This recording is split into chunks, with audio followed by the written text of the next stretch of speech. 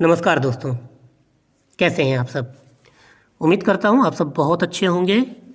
और जैसा कि आप सब जानते हैं, यूपी पीसीएस आरओ एआरओ के लिए एक रिवीजन सीरीज चलाई जा रही है। इस रिवीजन सीरीज में हम सभी सब्जेक्ट को कवर कर रहे हैं एक एक करके। और इस सीरीज में उत्तर प्रदेश लोक सेवा आयोग के द्वारा अब तक जितने भी एग्ज़ाम कराए जाते हैं, उन सभी एग्ज़ाम्स में जितने भी प्रश्न पूछे गए हैं, वो भी सब्जेक्ट वाइज, टॉपिक वाइज हम यहाँ पर वन लाइनर फॉर्मेट में कवर कर रहे हैं। ये सीरीज आपको बहुत हेल्पफुल होने वाली है। ये किस तरह से हेल्पफुल होने वाली है? ये इस तरह से हेल्पफुल होगी कि आपको टॉपिक वाइज, हर सब्जेक्ट के टॉपिक वाइज आपको पता चलेगा कि किस तरह के सवाल आयोग के द्वारा पूछे जाते हैं और किस तरह के सवाल बहुत इंपॉर्टेंट है। इस सीरीज में अभी तक 4 वीडियो कवर किए जा चुके हैं। Ancient history, medieval history, modern history और इंडियन ज्योग्राफी। इन वीडियो को अभी तक आपने नहीं देखा है तो प्लेलिस्ट में जाइए और जल्दी से उन्हें देख लीजिए। आज हम वर्ल्ड ज्योग्राफी कवर करेंगे, लेकिन उसके पहले मैं आपको बता दूं कि इस सीरीज की पीडीएफ आपको आरओ एआरओ की जो टेस्ट सीरीज आने वाली है उसके साथ मिलेगी। आप में से कुछ लोग बहुत जल्दबाजी कर रहे हैं कि सर आरओ एआरओ की टेस्ट सीरीज कब आएगी, बहुत परेशान है।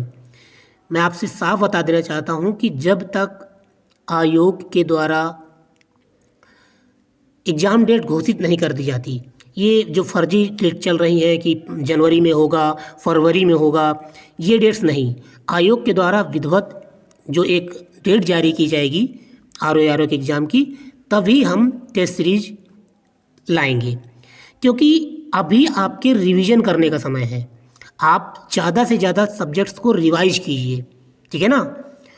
और जब ये रिवीजन हो जाएगा तब हम टेस्ट सीरीज लेके आएंगे। और टेस्ट सीरीज भी बहुत बेहतरीन होगी। उसमें 10 टेस्ट जीएस के होंगे और 5 टेस्ट आरओ एआरओ से होंगे, वो हिंदी के होंगे, माफ़ कीजिएगा, 5 टेस्ट हिंदी के होंगे। ओके। इसके अलावा इस चैनल पर यूपीएससी और पीसीएस के लिए कुछ जो करंट सीरीज और स्पेसिफिक कई सारी सीरीज चल रही हैं, उन्हें भी आप देखिए। और उससे रिलेटेड यदि आपको पीडीएफ चाहिए तो आपको इस व्हाट्सएप नंबर पर कोई भी किसी भी प्रकार का मैसेज कर देना है और आपको सारी जानकारी मिल जाएगी, ठीक है। आपको एक वीडियो भेजा जाएगा, उस वीडियो में सारी जानकारी होगी कि आप कैसे पीडीएफ प्राप्त कर सकते हैं और आपको क्या क्या फ़ायदे उसके साथ मिलेंगे। ठीक है, चलिए ये सब बातें हो गई। आगे बढ़ते हैं आज के टॉपिक पर, आज के सब्जेक्ट पर। ओके, तो चलिए शुरू करते हैं आज के पहले टॉपिक से। आज का पहला टॉपिक है विश्व भूगोल में भूगर्भिक इतिहास से। विश्व भूगोल में भूगर्भिक इतिहास से कौन कौन से सवाल पूछे गए हैं? तो पहला प्रश्न है, भूगोल में नवनियतवाद के सिद्धांत का प्रतिपादन किसने किया था? तो नवनियतिवाद, आप जब भूगोल में कभी आपने अगर वर्ल्ड ज्योग्राफी में आपने ऑप्शनल ज्योग्राफी कभी जिसने भी पढ़ी होगी, उसने नियतिवाद, संभववाद, नवनियतिवाद ये सब पढ़ा होगा। तो उसमें नवनियतिवाद का जो सिद्धांत है वो ग्रिफिथ टेलर, इनका पूरा नाम है ग्रिफिथ टेलर, जी टेलर ने दिया था। ओके। अगला है कि पृथ्वी की आयु निर्धारित करने में किस विधि का प्रयोग किया जाता है? तो पृथ्वी की आयु यूरेनियम डेटिंग के माध्यम से निर्धारित की जाती है। ओके, आगे बढ़ते हैं। महाद्वीपों में से गोंडवाना लैंड का भाग नहीं था। देखिए, जब पृथ्वी की उत्पत्ति हुई थी तो शुरुआत में आज का जैसा मैप है वैसा मैप नहीं था, ठीक है। पहले जब बिल्कुल पृथ्वी उत्पत्ति हुई थी नई नई, तब पृथ्वी में 2 भाग थे। केवल शुरुआत में तो केवल एक ही भाग था। फिर ये पृथ्वी है और इस पृथ्वी में पहले केवल एक ऐसे करके एक बड़ा सा लैंड था। फिर यही लैंड 2 भागों में टूट गया, ठीक है। ऊपर का अंगारा लैंड, नीचे का गोंडवाना लैंड। तो जो ऊपर के हिस्सा है इसमें अमेरिका था, यूरेशिया था, अमेरिका और पूरा यूरेशिया था। और नीचे वाले हिस्से में दक्षिणी अमेरिका, अफ्रीका, इंडिया, ऑस्ट्रेलिया ये सब थे। तो उत्तरी अमेरिका जो है ये अंगारा लैंड में था, गोंडवाना लैंड में नहीं था। नीचे का हिस्सा मैं फिर से आपको क्लियर कर देता हूँ। पृथ्वी पर जब शुरुआत में एक महाद्वीप था, बड़ा महाद्वीप, तो इस महाद्वीप का ऊपर का हिस्सा अंगारा लैंड, नीचे का हिस्सा गोंडवाना लैंड। और अंगारा लैंड में उत्तरी अमेरिका और पूरा यूरेशिया था। दक्षिण के गोंडवाना लैंड में दक्षिणी अमेरिका, अफ्रीका और इंडिया के साथ साथ ऑस्ट्रेलिया भी था। ठीक है, चलिए आगे बढ़ते हैं। अगला प्रश्न है कि डायनासोर किस काल में थे या किस काल के जीव थे? तो ये मेसोजोइक सरीसृप थे। ये सरीसृप थे, यानी कि छिपकली के ये मतलब पूर्वज माने जाते हैं और मेसोजोइक काल के थे। ये काल आपको याद रखना है, मेसोजोइक काल में डायनासोर पाए जाते थे। चलिए आगे बढ़ते हैं। अगला जो प्रश्न है वह है भूपर्पटी में बहुतायत में पाया जाने वाला रासायनिक तत्व कौन सा है? तो वो है ऑक्सीजन। जो पृथ्वी का क्रस्ट है, क्रस्ट मतलब ये ऊपरी वाला हिस्सा, इस क्रस्ट में सबसे ज़्यादा कौन सा तत्व पाया जाता है? तो वो है ऑक्सीजन। ठीक है, आगे भारत में लौह अयस्क किस क्रम की शैलों में पाया जाता है? मैंने आपको बताया था कि पृथ्वी पर कई प्रकार के मतलब भारत में कई प्रकार के शैल क्रम पाए जाते हैं। आर्कियन क्रम की चट्टानें, धारवाड़ क्रम की चट्टानें, फिर गोंडवाना लैंड की चट्टानें। तो इनमें से जो मैंने इंडियन ज्योग्राफी में आपको बताया था कि सबसे ज़्यादा खनिज कौन से, लौह अयस्क खनिज या धात्विक खनिज, ये धारवाड़ क्रम की चट्टानों में पाए जाते हैं। किस चट्टानों में? धारवाड़ क्रम की चट्टानों में। अगला है कायांतरित चट्टानों से संबद्ध है। मेटामॉर्फिक जो चट्टानें हैं उसमें कौन सा खनिज तत्व पाया जाता है? तो मैग्नीज धातु मुख्य रूप से पाई जाती है। ओके, चलिए आगे बढ़ते हैं। अगला जो महत्वपूर्ण टॉपिक है वो पर्वत पठार और मरुस्थल। पर्वत पठार और विश्व के जो जितने भी पर्वत पठार मरुस्थल हैं उनसे कौन कौन से सवाल पूछे गए हैं, अब हम वो देख लेते हैं। तो सबसे पहला प्रश्न है कि विश्व की सबसे लंबी पर्वत श्रेणी कौन सी है? तो वो है एंडीज, जो कि दक्षिण अमेरिका में है। दक्षिण अमेरिका की एंडीज जो है वो सबसे लंबी पर्वत श्रृंखला है। आगे व्हाइट पर्वत कहाँ पाए जाते हैं? तो ये यूएसए में है। व्हाइट पर्वत, ब्लैक पर्वत, ऐसे करके ये यूएसए में है। अगला है अफ्रीका का सर्वोच्च पर्वत शिखर माउंट किलिमंजारो कहाँ पर है? तो अफ्रीका का सबसे ऊंचा पर्वत कौन सा है? Mount Kilimanjaro.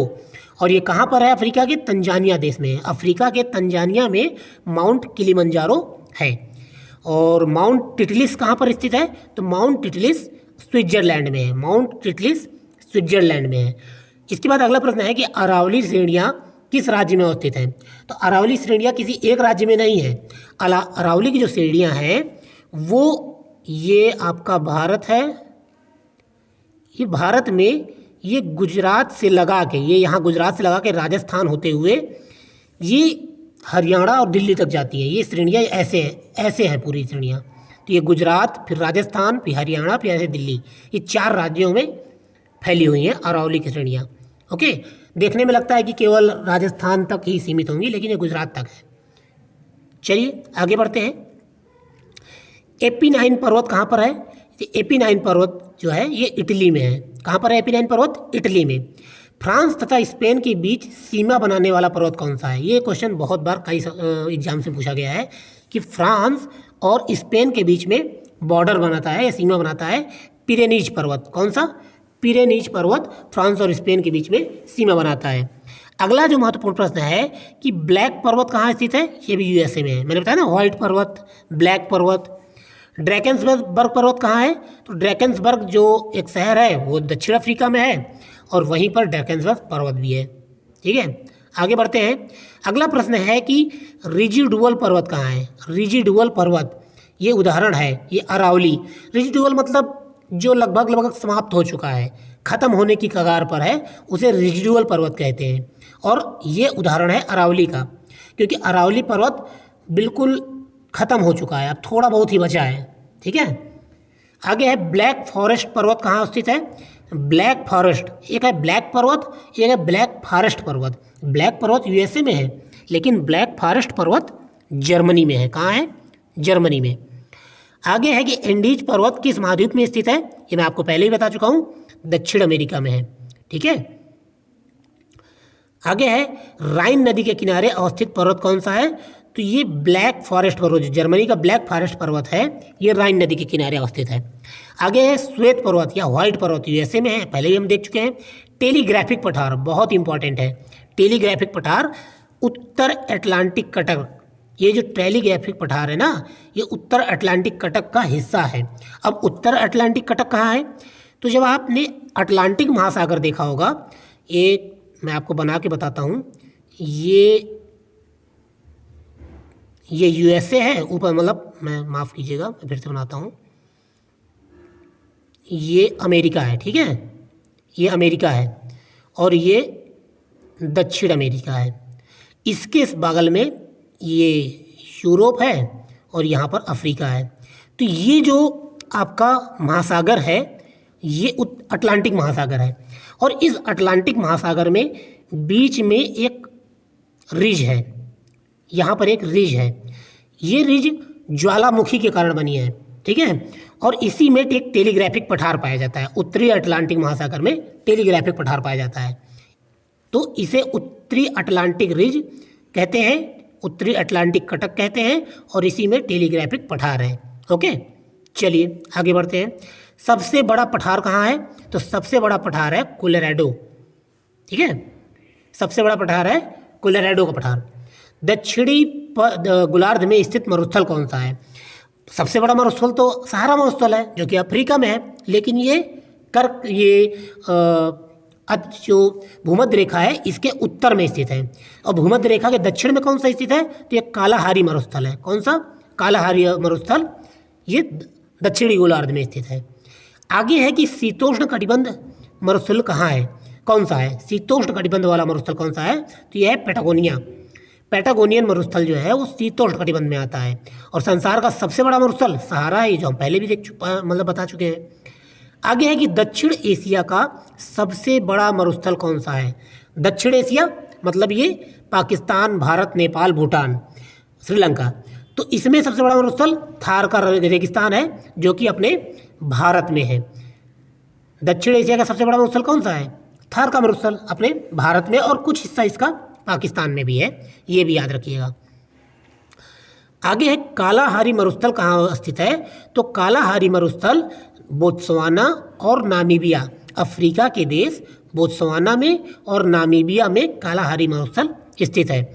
आगे है मरुस्थलीय पौधों की जड़ लंबी होती है क्योंकि जड़ें पानी की तलाश में लंबी हो जाती हैं। अब मरुस्थलीय क्षेत्र है, पानी की मात्रा बहुत कम है, तो वहाँ के जो पेड़ पौधे होते हैं वो अपनी जड़ों को बहुत नीचे तक ले जाते हैं। मान लीजिए कि ये एक पेड़ है, ठीक है, और इस पेड़ की जड़ें हैं। अब ये जड़ें हैं, अब यहाँ पर पानी है नहीं, ये मरुस्थलीय एरिया है, तो ये पानी की तलाश में और नीचे जाती हैं, तो पृथ्वी में काफ़ी नीचे तक जाती हैं।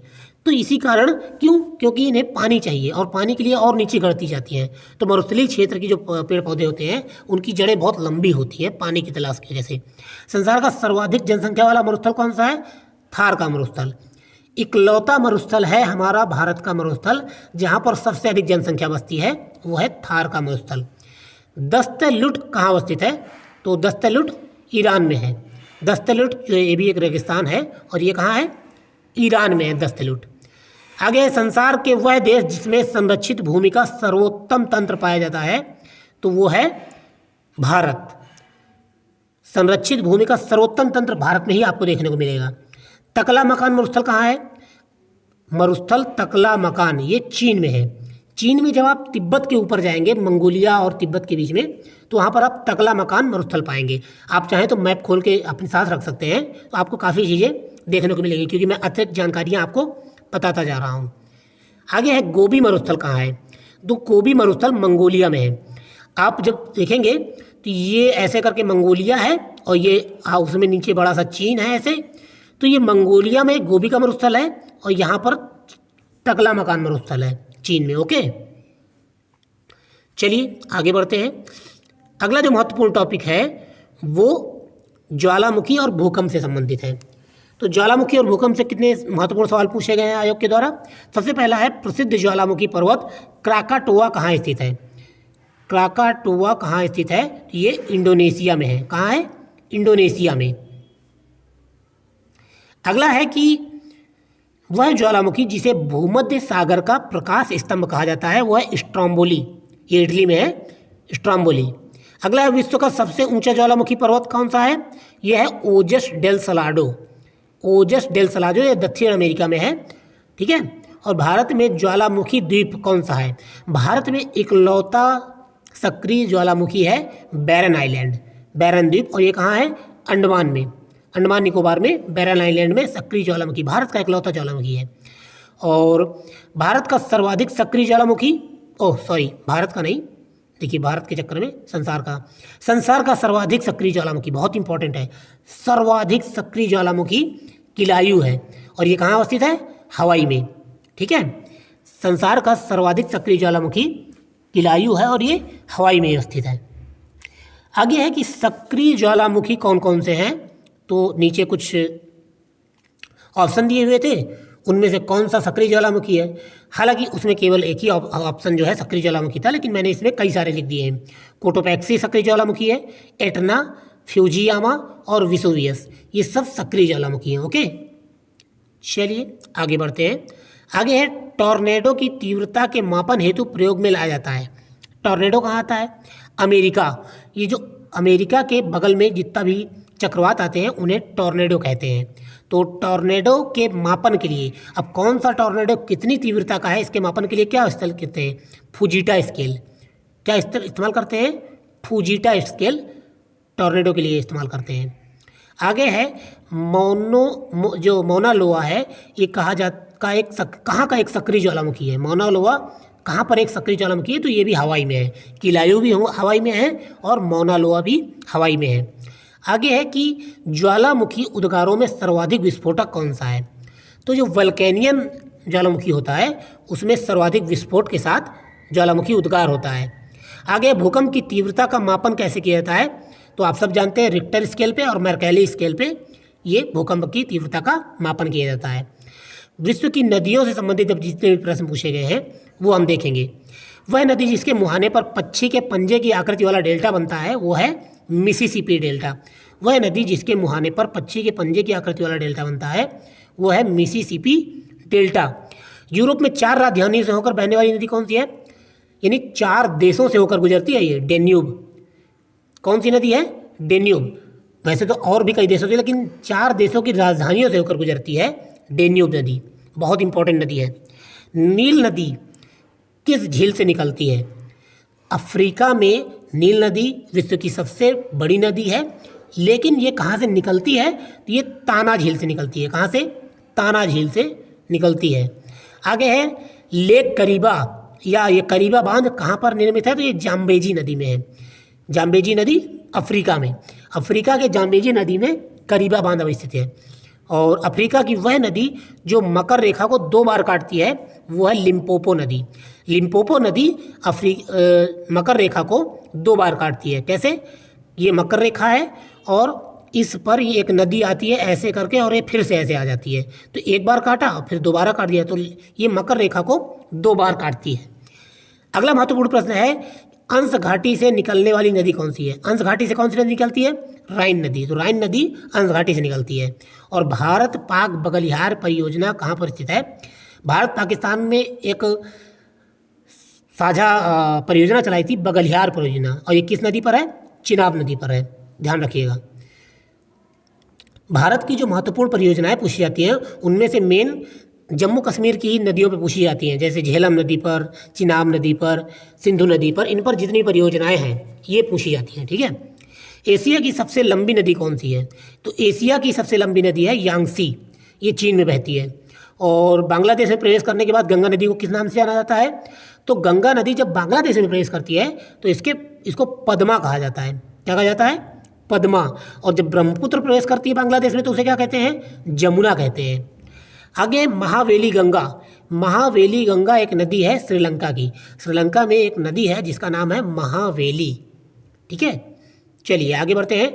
विश्व की सबसे लंबी नदी कौन सी है? नील नदी। इसकी लंबाई कितनी है? 6695 किलोमीटर। वोल्गा नदी कहाँ गिरती है? ये कैस्पियन सागर में गिरती है। वोल्गा नदी कैस्पियन सागर झील में गिरती है। और विश्व की सबसे लंबी नदी कौन सी है? नील नदी हम देख चुके हैं। डेन्यूब नदी के तट पर स्थित शहर कौन कौन से हैं? डेन्यूब नदी मैंने बताया था ना 4 राजधानियों से गुजरती है, लेकिन ऑप्शन में जो दिए हुए थे उसमें से वियना दिया हुआ था, बुडापेस्ट दिया हुआ था और बेलग्रेड दिया हुआ था। वियना, बुडापेस्ट और बेलग्रेड ये सब डेन्यूब नदी के किनारे स्थित हैं। ठीक है। आगे है श्वेत नील और नीली नील। एक है व्हाइट नील, एक ब्लू नील। तो व्हाइट नील और ब्लू नील नदियों के संगम पर कौन सा स्थित है? जहाँ पर व्हाइट नील और ब्लू नील आपस में मिलती हैं, वहाँ पर एक शहर स्थित है। कौन सा शहर? खार्तूम। खार्तूम शहर जो है वो वाइट नाइल और ब्लू नाइल के संगम पर स्थित है। जैसे भारत में गंगा और यमुना के संगम पर इलाहाबाद या प्रयागराज स्थित है। ओके, आगे है कि रियो ब्रांडे, ये रियो ब्रांडे नहीं, रियो ग्रांडे नदी है। ठीक है, ये नाम आप चेंज कर लीजिएगा, ये रियो ग्रांडे है। रियो ग्रांडे नदी सीमा बनाती है, किसके किसके बीच सीमा बनाती है? मैक्सिको और संयुक्त राज्य अमेरिका के बीच में। मैक्सिको और संयुक्त राज्य अमेरिका के बीच में कौन सी नदी है? Rio Grande, Rio Grande. ठीक है, आगे कुछ शहर दिए हुए हैं और उन शहरों के किनारे कौन सी नदी है ये भी दिया हुआ है। तो नदी है सत अल अरब। क्या है? सत अल अरब। ये किस शहर के किनारे है? तो ये बसरा शहर के किनारे है।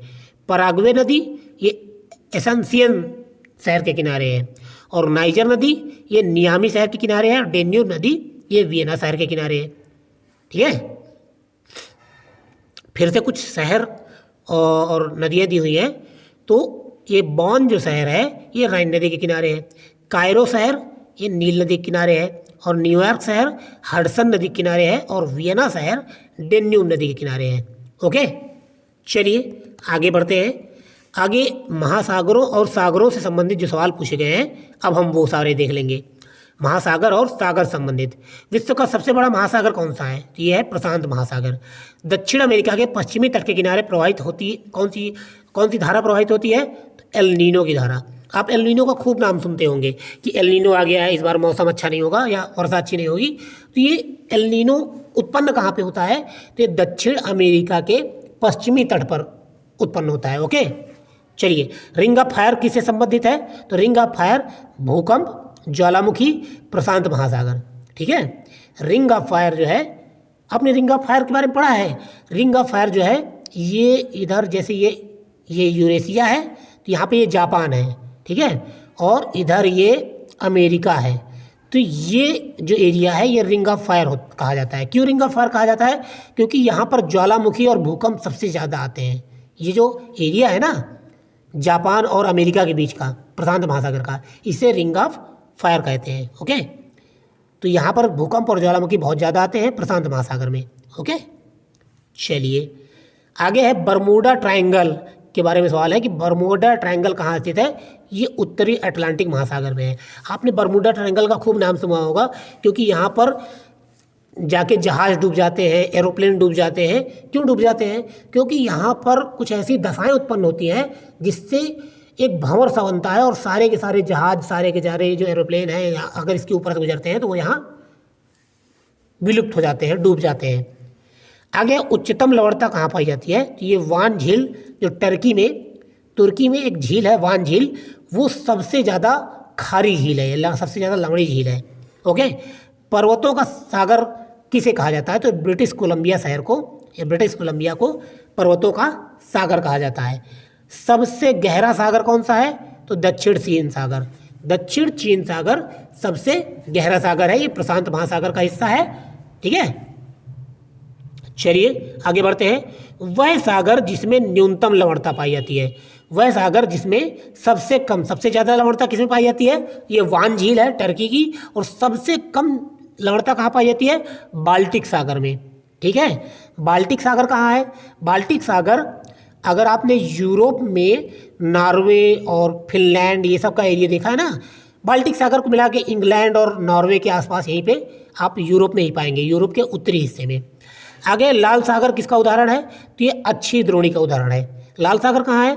लाल सागर अगर आप ये सऊदी अरेबिया देखेंगे, ये सऊदी अरेबिया ना ऐसे करके, तो सऊदी अरेबिया के बगल में ये यहाँ पर अफ्रीका है, तो ये लाल सागर है। ठीक है ना, जहाँ से स्वेज नहर का मार्ग खुलता है ये लाल सागर है। तो ये लाल सागर अच्छी द्रोणी का उदाहरण है। और वह देश जो युग्म अरल सागर के किनारे है। ऑप्शन में दो देशों का जोड़ा दिया हुआ था, तो कौन सा जोड़ा ऐसा है जो अरल सागर के किनारे है? तो वह है कजाकिस्तान और उज्बेकिस्तान। कजाकिस्तान और उज्बेकिस्तान अरल सागर के किनारे पर अवस्थित है। ठीक है, चलिए आगे बढ़ते हैं। आगे है कि सागरीय लवणता में अधिकतम योगदान किस खनिज का होता है या किस तत्व का होता है? तो ये सोडियम क्लोराइड का होता है। सागर का जल खारा क्यों होता है? तो सबसे ज़्यादा उसमें सोडियम क्लोराइड पाया जाता है। इसके अलावा और भी कई क्लोराइड पाए जाते हैं, जैसे मैग्नीशियम क्लोराइड, कैल्शियम क्लोराइड, लेकिन सबसे ज़्यादा पाया जाता है सोडियम क्लोराइड। ओके, आगे है कि वृहद उत्सुत बेसिन या ग्रेट आर्टिसियन बेसिन कहाँ पर अवस्थित है? तो ये ऑस्ट्रेलिया में अवस्थित है। ग्रेट आर्टिसियन बेसिन कहाँ अवस्थित है? ये ऑस्ट्रेलिया में है। आगे सारगैसो समुद्र की विशिष्टता क्या है? तो विशिष्ट समुद्री वनस्पति। सारगैसो सागर का आपने नाम सुना है?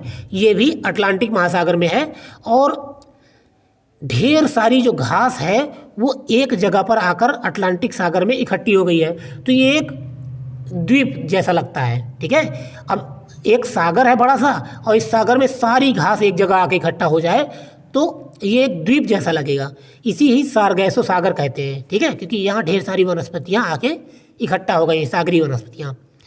आगे वह सागर जिसमें तट रेखा नहीं है, वह सागर जिसमें तट रेखा नहीं है वो सारगैसो सागर है। क्यों? सारगैसो में तट का क्यों होगा? क्योंकि वो वनस्पतियों से मिला बना हुआ एक सागर है ना। आगे है इटली, सिसिली, सार्डिनिया, कोर्सिका से घिरे सागर का नाम है, यह है टेरहेनियन सागर। टेरहेनियन सागर जो है वो इटली, सिसिली, सार्डिनिया और कोर्सिका से घिरा हुआ है। ओके, आगे है 3 महाद्वीपों से घिरा हुआ सागर कौन सा है? तो भूमध्य सागर। अब भूमध्य सागर के किनारे कौन कौन से 3 महाद्वीप है? तो भूमध्य सागर के ऊपर है यूरोप महाद्वीप, नीचे है अफ्रीका महाद्वीप और बगल में है एशिया महाद्वीप, क्योंकि ये यहाँ पर इजराइल और जॉर्डन और ये मतलब अरब देश है। तो 3 महाद्वीप ये भूमध्य सागर है और इस भूमध्य सागर के ऊपर यूरोप, नीचे अफ्रीका और इधर एशिया है। ठीक है, 3 महाद्वीपों से घिरा हुआ है। चलिए आगे बढ़ते हैं। पूर्वी मलेशिया को पश्चिमी मलेशिया से कौन सा सागर अलग करता है? तो दक्षिण चीन सागर। दक्षिण चीन सागर पूर्वी मलेशिया को पश्चिमी मलेशिया से अलग करता है। और सबसे बड़ा मत्स्य क्षेत्र कौन सा है? यानी सबसे ज़्यादा मछलियाँ कहाँ पाई जाती हैं? तो ग्रैंड बैंक में। ग्रैंड बैंक कहाँ पर है? ये अटलांटिक महासागर में है। ओके, चलिए आगे बढ़ते हैं। विश्व में सबसे चौड़ा महाद्वीपीय छज्जा या मग्न तट कहाँ पाया जाता है? मग्न तट क्या होता है? अगर कोई ये तट है तो तट में अगर सागर की ओर आप बढ़ेंगे तो कहाँ तक आपको भूमि आसानी से मिल जाती है, वो मग्न तट होता है। तो मग्न तट लगभग इतना बड़ा होता है, फिर इसके बाद आपको गहरा समुद्र मिल जाता है। तो सबसे चौड़ा मग्न तट कहाँ पर है? तो ये उत्तरी सागर में है। कहाँ है? उत्तरी सागर में सबसे चौड़ा मग्न तट आपको मिलेगा। तो अगला है विश्व की सबसे गहरी समुद्री गर्त कौन सी है? तो मेरियाना गर्त। सबसे गहरा गर्त कौन सा है? मेरियाना ट्रेंच, जो कि 10,984 मीटर गहरा है। ठीक है, ये एवरेस्ट से भी ज़्यादा गहरा है, एवरेस्ट की ऊंचाई से भी ज़्यादा गहरा है। आगे है संयुक्त राज्य अमेरिका की डेथ वैली कहाँ स्थित है? तो ये कैलिफोर्निया राज्य में है। संयुक्त राज्य अमेरिका की डेथ वैली कैलिफोर्निया राज्य में है। और अति सागरीय महासागरीय द्रोणियाँ पाई जाती हैं कहाँ? प्रशांत महासागर में। अति गहरी महासागरीय द्रोणियाँ प्रशांत महासागर में पाई जाती हैं। चलिए आगे बढ़ते हैं। आगे है महासागरीय धाराएं। महासागरीय धाराओं से जितने भी सवाल पूछे गए हैं उन्हें हम देखते हैं। तो महासागरीय धाराओं में ठंडी धारा कौन सी है? 4 ऑप्शन दिए हुए थे, उसमें से क्यूराइल धारा जो है वो ठंडी धारा है। आपको जितनी भी गर्म धाराएं, जितनी भी ठंडी धाराएं हैं वो पता होनी चाहिए, और कौन सी धारा किस महासागर में बहती है आपको ये भी पता होना चाहिए। ओके, चलिए आगे बढ़ते हैं। आगे गर्म धारा कौन सी है? तो गर्म धारा है ब्राजीलियन धारा। ब्राजीलियन करंट जो है ये गर्म धारा है। आगे समुद्री धाराएं कौन कौन? ठंडी समुद्री धाराएं कौन सी है? हम्बोल्ट, ओयाहोसियो और कनारी। मैं आपको फिर से बोले दे रहा हूँ, ठंडी धाराएं और गर्म धाराएं दोनों को आप रट जाइएगा, और कौन सी धारा किस महाद्वीप में बहती है ये भी आप रट जाइएगा। ओके, बहुत बार मतलब हर एक मतलब पेपर में एक प्रश्न रख ही दिया जाता है इससे। अगला जो महत्वपूर्ण प्रश्न है वो है दक्षिण अटलांटिक महासागर की शीतल धारा क्या है? कौन सी? Benguela current. दक्षिण अटलांटिक महासागर की ठंडी धारा कौन सी है? Benguela current. और शीत समुद्री धारा कौन सी है? हम्बोल्ट करंट, यानी ठंडी धारा। ग्रैंड बैंक कहाँ स्थित है? उत्तर अमेरिका के पूर्वी तट पर अटलांटिक महासागर में। और दक्षिण में अटलांटिक महासागर की ठंडी धारा कौन सी है? Benguela current. हम ये पहले भी देख चुके हैं। आगे है कैलिफोर्निया धारा और लेब्राडोर धारा। ये कैसी धाराएं हैं? तो ये दोनों ठंडी धाराएं हैं। चलिए अब जितने भी जल डमरू हैं, ठीक है ना, जल संधियाँ हैं, उनके बारे में जितने सवाल पूछे गए हैं वो देख लेते हैं। तो वह जलडमरू जो एशिया और उत्तरी अमेरिका को अलग करता है, एशिया और उत्तरी अमेरिका को अलग करता है। आपने यहाँ पर ये रसिया है, ठीक है ना, ये यहाँ पर जापान है, ये रसिया है, और ये उत्तरी अमेरिका का अलास्का क्षेत्र है, ये अलास्का क्षेत्र है। इसके बीच में ये बेरिंग जल संधि है। कौन सी है? बेरिंग जल संधि, जो एशिया को उत्तरी अमेरिका से अलग करती है। ओके, चलिए आगे देखते हैं। आगे जो महत्वपूर्ण प्रश्न है वो है लोम्बोक जलडमरू जिन दो द्वीपों के मध्य स्थित है वो कौन सा है? बाली और लोम्बोक। लोम्बोक जलडमरू किसके किसके बीच में है? बाली और लोम्बोक के बीच में। डोवर जल संधि किसको जोड़ती है? इंग्लिश चैनल और उत्तरी सागर को। डोवर जल संधि इंग्लिश चैनल और उत्तरी सागर को आपस में जोड़ती है। अटलांटिक और प्रशांत महासागरों को जोड़ने वाली जल संधि कौन सी है? तो वह है पनामा जल संधि। ये मैक्सिको में है, मतलब मैक्सिको के नीचे पनामा जो देश है वहाँ पर है, और ये अटलांटिक महासागर और प्रशांत महासागर को जोड़ती है। ये कृत्रिम है, ठीक है। आगे है वह जलडमरू जो एक सुरंग के द्वारा यूनाइटेड किंगडम और फ्रांस को जोड़ती है। तो स्ट्रेट ऑफ डोवर, ये डोवर जल संधि जो है वो फ्रांस और इंग्लैंड को आपस में जोड़ती है, या यूनाइटेड किंगडम को आपस में जोड़ती है। और वह जल संयोजी जो यूरोप को अफ्रीका से पृथक करती है, वह जल संयोजी जो यूरोप को अफ्रीका से पृथक करती है वह है जिब्राल्टर, ठीक है ना। जिब्राल्टर जल संधि जो यूरोप को अफ्रीका से अलग करती है, ये उत्तरी अफ्रीका और ये फ्रांस वाला जो स्पेन वाला एरिया है उसके बीच में है। आगे की पाक जल संधि, कौन सी? पाक जल संधि। ये समुद्री सीमा बनाती है किसके बीच में? भारत और श्रीलंका के बीच में, ठीक है। चलिए आगे देखते हैं। हरमुज जल संधि कहाँ पाई जाती है? तो हरमुज जल संधि फारस की खाड़ी तथा ओमान की खाड़ी के बीच पाई जाती है।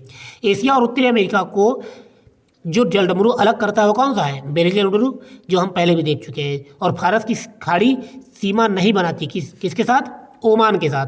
ओमान के साथ फारस की खाड़ी सीमा नहीं बनाती है। चलिए आगे बढ़ते हैं। आगे है द्वीप समूह संबंधी जितने सवाल पूछे गए हैं हम उन्हें देखेंगे। आगे जापान के 4 प्रमुख द्वीपों का उत्तर से दक्षिण का सही क्रम क्या है? तो जापान के जो द्वीप हैं उनका आपको क्रम पता होना चाहिए। सबसे ऊपर होकाइडो है, फिर होन्शु है, फिर शिकोकू है, फिर क्यूशू है, ठीक है। आगे है पूर्वी द्वीप समूह का वह द्वीप जो 3 देशों में विभाजित है, वो है बोर्नियो। ये दक्षिण पूर्व एशिया में एक द्वीप है जो 3 देशों से घिरा हुआ है। 3 देशों में, मतलब ये एक बोर्नियो द्वीप है, इसमें 3 देश है, सिंगापुर भी है और इधर मलेशिया भी है और शायद ये इंडोनेशिया भी है। ओके, चलिए आगे है जापान का विशालतम द्वीप कौन सा है? होन्शु। होन्शु उसका सबसे बड़ा द्वीप है जापान का। ओके, और प्रशांत महासागरीय द्वीपों में मलनेशिया द्वीप समूह में सम्मिलित है। मलनेशिया द्वीप समूह में सोलोमन आइलैंड है। किसमें? प्रशांत महासागरीय द्वीपों में एक मलनेशिया द्वीप समूह है उस, और ये किसमें सम्मिलित है? सोलोमन आइलैंड में। और संसार का सबसे बड़ा द्वीप कौन सा है? तो ग्रीनलैंड। ग्रीनलैंड जो है वो विश्व का सबसे बड़ा द्वीप है, ठीक है। चलिए आगे बढ़ते हैं। झीलों और जलप्रपातों से जो सवाल पूछे गए उन्हें देख लेते हैं। स्वेज नहर क्षेत्र में उत्तर से दक्षिण दिशा की ओर पड़ने वाले झीलों का सही क्रम क्या है? अब स्वेज नहर में कई सारे झीलें हैं और इन झीलों के नाम आपको उत्तर से दक्षिण क्रम में पता होना चाहिए। तो सबसे पहली झील है लेक मंजला, फिर है लेक टिम्सा, फिर ग्रेट बियर लेक और फिर Little Bear Lake. Lake Manzala, Lake Timsah, Lake Great Bear और लिटिल बियर, ठीक है। आगे है विश्व की सबसे गहरी झील कौन सी है? तो बैकाल झील, जो कि रूस में है।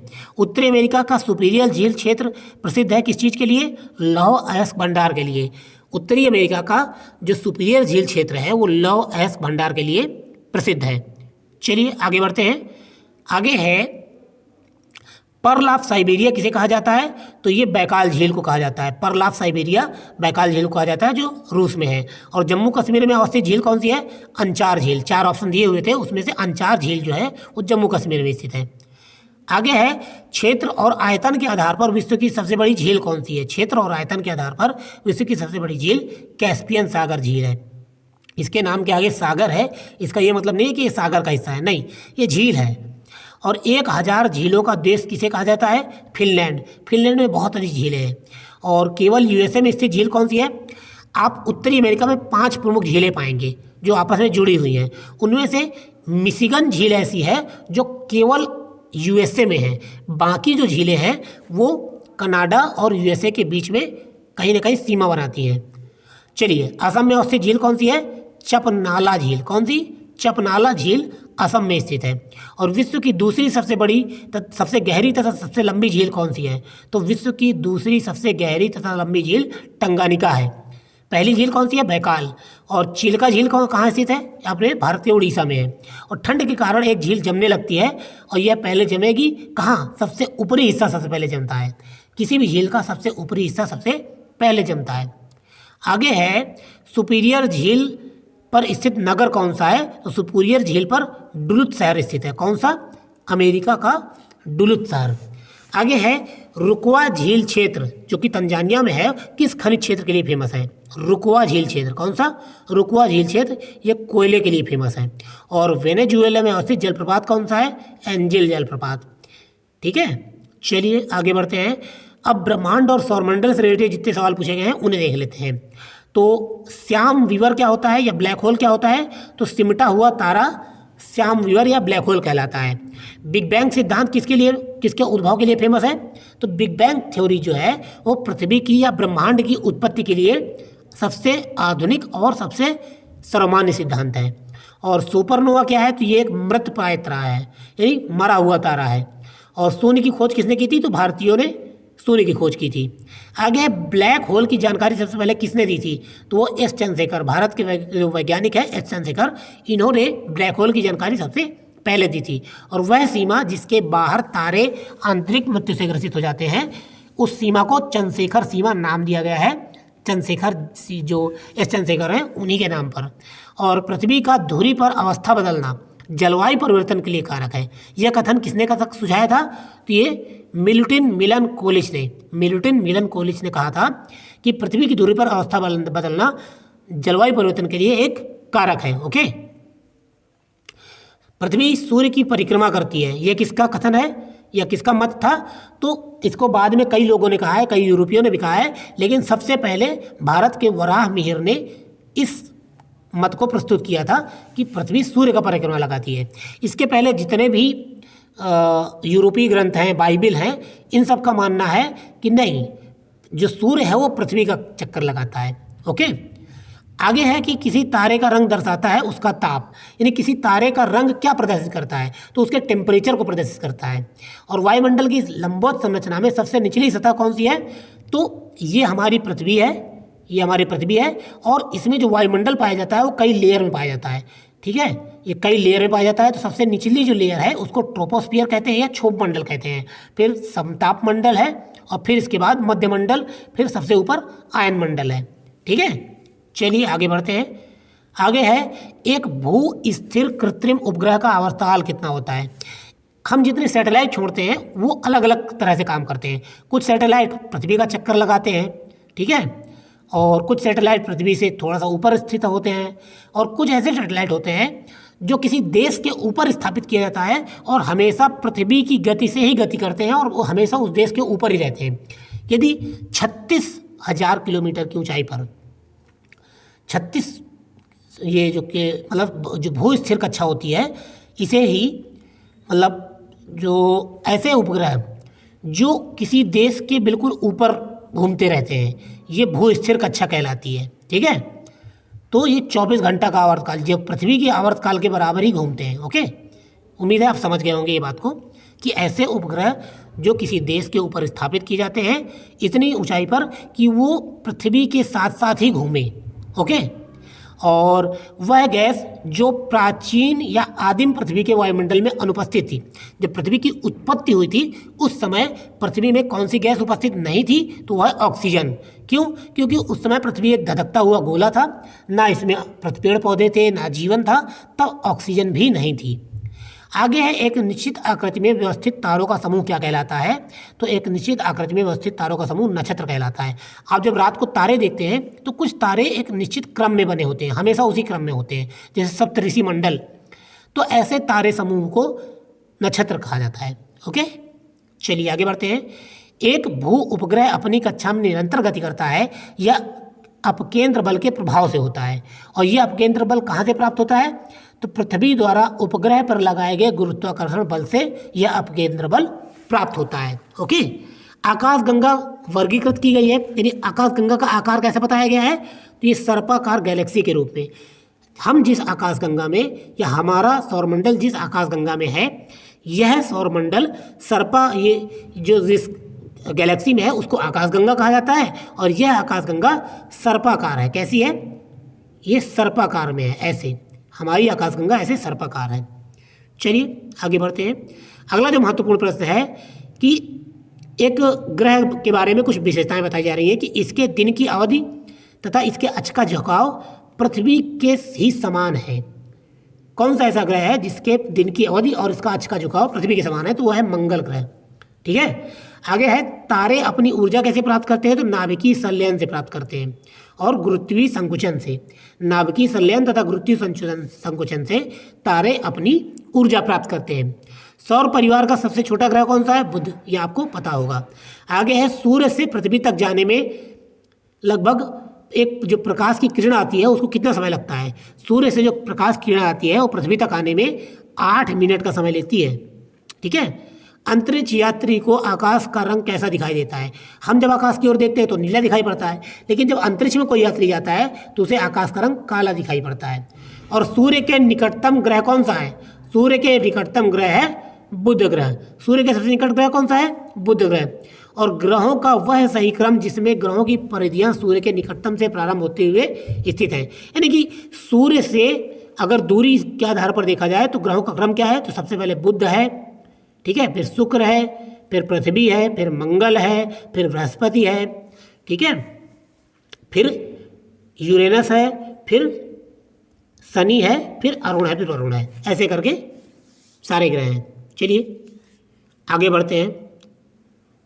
आगे है चंद्रमा को जितनी सूर्य की रोशनी प्राप्त होती है उसका 7% परावर्तित करता है। ठीक है, और पृथ्वी द्वारा सूर्य की रोशनी का कितने प्रतिशत खगोल वैज्ञानिकों के अनुसार परावर्तित हो जाता है? यहाँ पर एक कथन दिया हुआ है कि चंद्रमा को जितनी सूर्य की रोशनी प्राप्त होती है उसमें से वो 7% परावर्तित कर देता है, लेकिन पृथ्वी अपनी प्राप्त होने वाली कुल सौर ऊर्जा का कितना प्रतिशत परावर्तित कर देता है?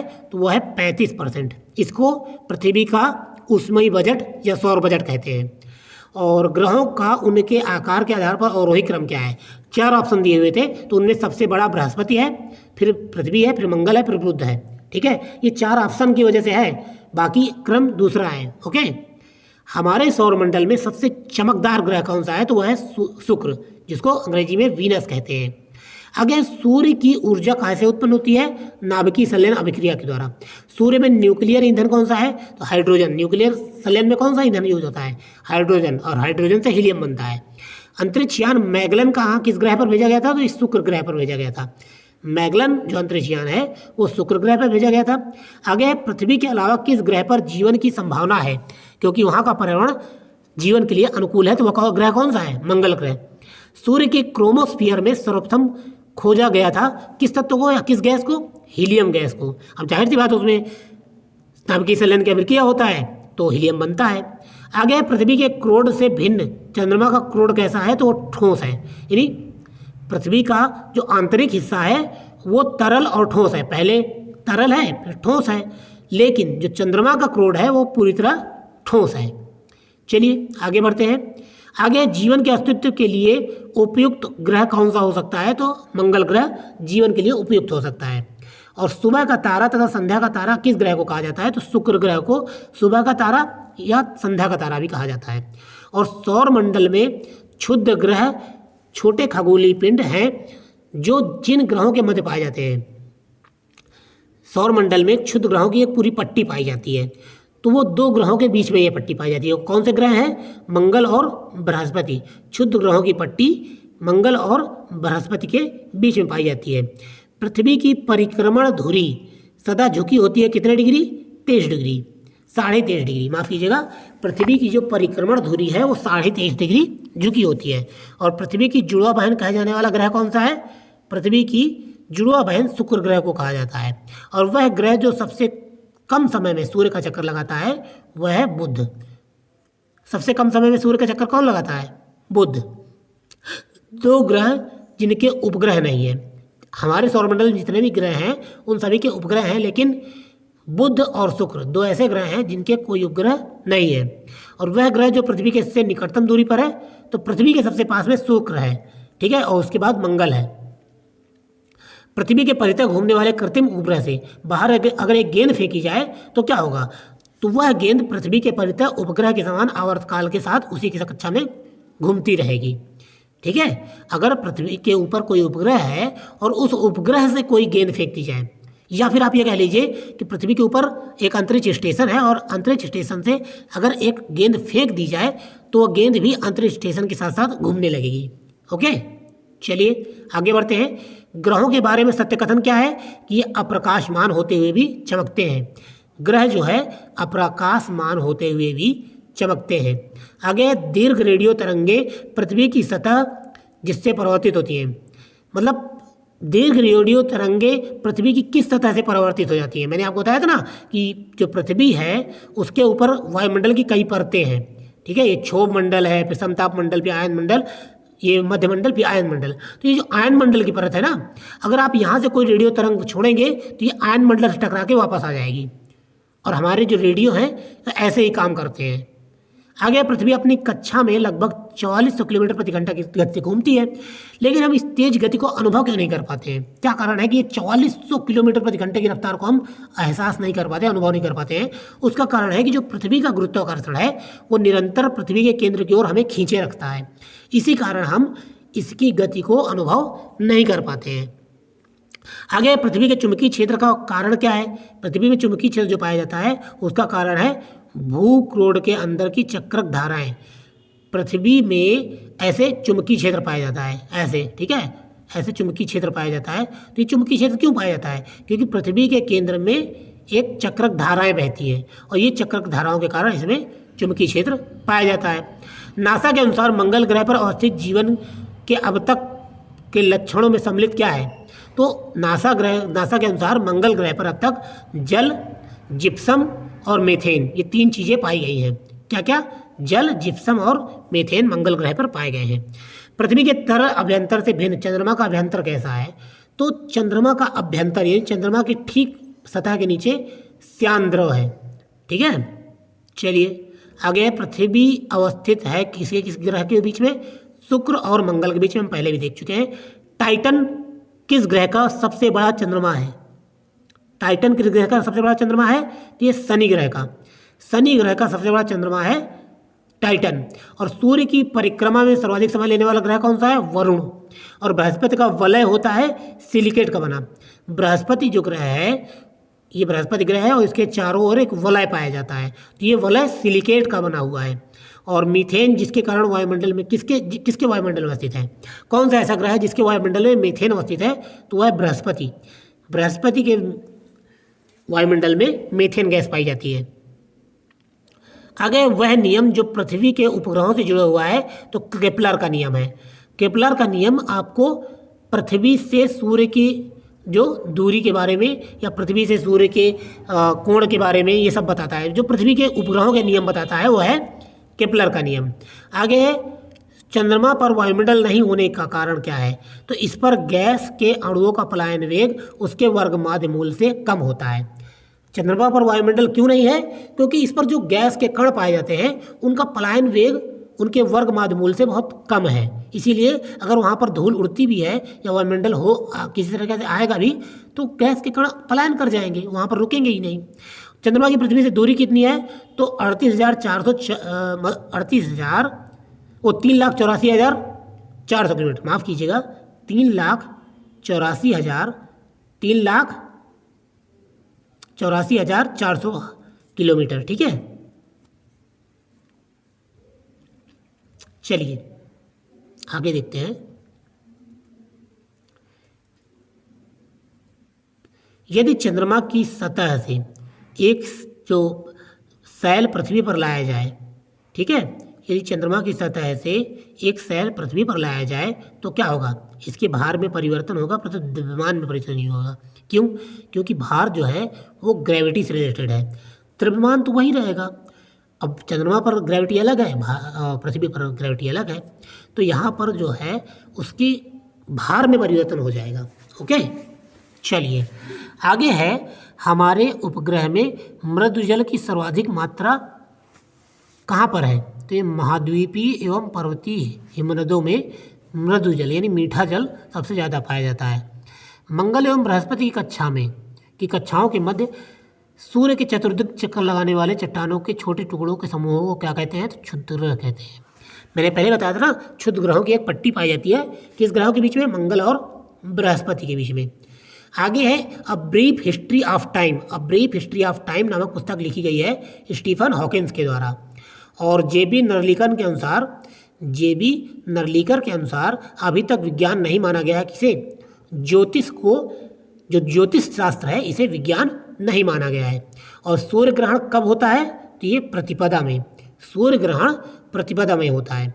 आगे है एक ऊंची ज्वारीय तरंग जो नदी के मुहाने से धारा प्रतिकूल चले तो इसे क्या कहते हैं? एक ज्वारीय तरंग जो नदी के मुहाने से धारा के प्रतिकूल चले तो इसे टाइडल बोर कहते हैं। ठीक है, और लीप वर्ष या अधिवर्ष कौन सा वर्ष था? तो जो ऑप्शन में दिए हुए थे उनमें से सन 2000 का वर्ष लीप वर्ष था, फिर 2004, 2008, 2012 इस तरह से ये सब लीप वर्ष हैं। और वह तिथि जब दोपहर की छाया सबसे छोटी होती है 22 जून को। 22 जून को दोपहर की छाया सबसे छोटी होती है। क्यों? क्योंकि सूर्य बिल्कुल हमारे ऊपर होता है 90 डिग्री पर। चलिए आगे बढ़ते हैं। वह कौन सी तिथि है या तिथियां हैं जब दोनों गोलार्धों में दिन और रात बराबर होते हैं? तो वर्ष में 21 मार्च और 23 सितंबर, ये दो ऐसी तिथियां हैं जब दिन और रात जिस दिन बराबर होते हैं। और इक्विनॉक्स वर्ष के दो काल जब दिन और रात बराबर होते हैं, फिर से 21 मार्च और 23 सितंबर। इक्विनॉक्स कहते हैं 21 मार्च और 23 सितंबर को। चलिए, और वह तिथि जो जिस दिन सबसे बड़ा दिन होता है 21 जून। 21 जून के दिन वर्ष में सबसे बड़ा दिन माना जाता है। दिन और रात कमोबेश समान होते हैं, राम नहीं रात है। दिन और रात किस दिन कब कहाँ पर बराबर होते हैं? भूमध्य रेखा पर। भूमध्य रेखा पर दिन और रात का समय बराबर होता है। ठीक है, चलिए अब अक्षांश और देशांतर से संबंधित जितने भी सवाल पूछे गए हैं उन्हें देख लेते हैं। ग्रीनविच याम्योत्तर और भूमध्य रेखा एक दूसरे को कहाँ पर काटती है? तो जो ग्रीनविच यानी कि 0 डिग्री देशांतर एक दूसरे को अटलांटिक महासागर में गिनी की खाड़ी में नल आइलैंड के पास में काटते हैं। ये 0 डिग्री देशांतर है और ये 0 डिग्री अक्षांश है, तो ये एक दूसरे को कहाँ पर काटते हैं? अटलांटिक महासागर में गिनी की खाड़ी के पास नल आइलैंड के निकट में। ठीक है, चलिए डेटम रेखा क्या है? तो डेटम रेखा एक क्षैतिज रेखा है जिसके द्वारा ऊंचाई तथा गहराई की पैमाइश या माप की जाती है। ओके, अगला जो प्रश्न है, उत्तर कोरिया और दक्षिण कोरिया की जो अंतर्राष्ट्रीय सीमा है वो किस अक्षांश पर है? एक अक्षांश है जो उत्तर कोरिया और दक्षिण कोरिया के बीच में सीमा बनाती है, तो वो कौन सी है? 38 डिग्री उत्तरी अक्षांश। 38 डिग्री उत्तरी अक्षांश उत्तर कोरिया और दक्षिण कोरिया के बीच में सीमा बनाते हैं। उत्तरी अक्षा अथवा दक्षिणी अक्षांशों में से आप हॉर्स अक्षांश या अश्व अक्षांश किससे संबद्ध है? तो 30 डिग्री को, जो 30 डिग्री अक्षांश है उसे अश्व अक्षांश कहा जाता है। ठीक है, इसकी बड़ी अच्छी रोचक कहानी है, कभी ज्योग्राफी पढ़ाएंगे तो बताऊंगा मैं। ठीक है, चलिए आगे बढ़ते हैं। भूमध्य रेखा पर अवस्थित देश कौन कौन से? वहाँ पे 4 ऑप्शन दिए हुए थे, लेकिन मैंने सोचा कि आपको सारे देश पता होने चाहिए। ठीक है, भूमध्य रेखा जहाँ जहाँ से गुजरती है वो 3 महाद्वीपों से गुजरती है। ठीक है, तो मैंने सोचा कि भूमध्य रेखा, माफ़ कीजिएगा, 2 ही महाद्वीपों से गुजरती है। किससे? दक्षिण अमेरिका से और अफ्रीका से। तो इसमें कौन कौन से देश अवस्थित हैं? तो हम इसे क्रम से देख लेते हैं। तो दक्षिण अमेरिका के 3 देश हैं, इक्वाडोर, कोलंबिया और ब्राज़ील। इक्वाडोर, कोलंबिया और ब्राज़ील, ये दक्षिण अमेरिका के 3 देश हैं जो भूमध्य रेखा पर अवस्थित हैं। फिर इसके बाद अफ्रीका में गैबन, कांगो लोकतांत्रिक गणराज्य, युगांडा, केन्या, साओ टोम और प्रिंसिपे और सोमालिया, ये कुल मिला के 13 देश ये भूमध्य रेखा पर दक्षिण अमेरिका और अफ्रीका में अवस्थित है। ठीक है, चलिए आगे बढ़ते हैं। आगे एशिया में मैंने कहा था 3 महाद्वीप में हैं, तो एशिया में भी कुछ देश हैं, दक्षिण पूर्व एशिया के हैं। मालदीव भी भूमध्य रेखा पर पड़ता है, फिर इंडोनेशिया और किरिबाती, ये 3 देश एशिया के हैं जो भूमध्य रेखा पर हैं। और वह नदी जो विषुवत रेखा को 2 बार काटती है वो है जायरे नदी। मकर रेखा को 2 बार कौन सी नदी काटती है? लिम्पोपो नदी। और विषुवत रेखा को जायरे नदी। और वह देशांतर जो प्रधान यामोत्तर के साथ, यानी प्रधान यामोत्तर के साथ ग्लोब पर वृहत वृत्त का निर्माण करती है, वह है 180 डिग्री। 180 डिग्री देशांतर, यानी कि जिसको डेट लाइन भी कहा जाता है। ठीक है, ये 180 डिग्री देशांतर है। आगे है प्रधान यामोत्तर कहाँ से गुजरती है? तो जो प्रधान यामोत्तर है वो 9 देशों से गुजरती है। प्रधान यामोत्तर मतलब 0 डिग्री, ग्रीनविच रेखा जिसे कहते हैं, वो कितने देशों से गुजरती है वो देख लेते हैं। तो ये United Kingdom, Spain, France, Ghana, Algeria, Mali, Togo, Burkina Faso और अटलांटिका, ये Antarctica. United Kingdom, Spain, France, Ghana, और ये घाना है। ठीक है, Ghana, Algeria, Mali, Togo, Burkina Faso और अंटार्कटिका से होकर प्रधान यामोत्तर या ग्रीनविच रेखा गुजरती है। कर्क रेखा किन राज्यों से होकर, भारत के किन राज्यों से होकर कर्क रेखा गुजरती है? ये आपको बिल्कुल रटा होना चाहिए। ठीक है, राजस्थान, गुजरात, मध्य प्रदेश, छत्तीसगढ़, झारखंड और पश्चिम बंगाल।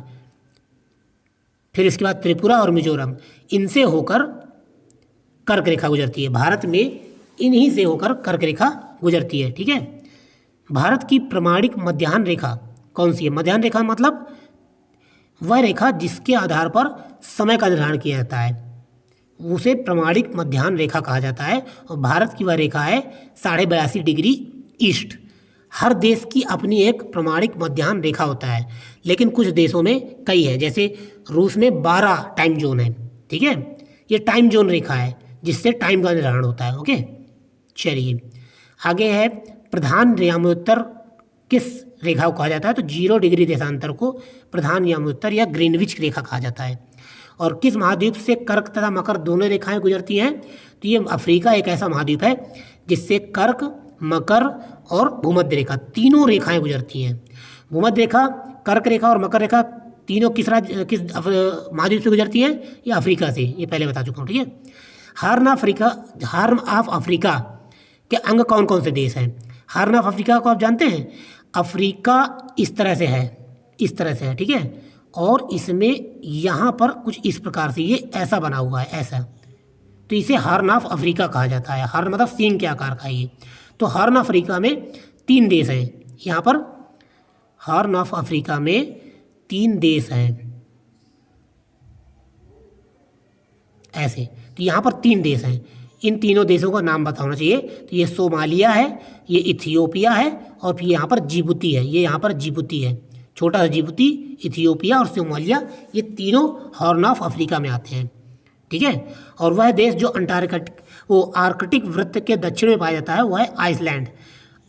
ये हमारी पृथ्वी है, इसमें ऊपर आर्कटिक वृत्त है, नीचे अंटार्कटिका है। तो ये आर्कटिक वृत्त के यहाँ पर दक्षिण में एक आइसलैंड पाया जाता है। ठीक है, चलिए आगे महाद्वीप और देशों से संबंधित जितने भी सवाल पूछे गए हैं उन्हें देख लेते हैं।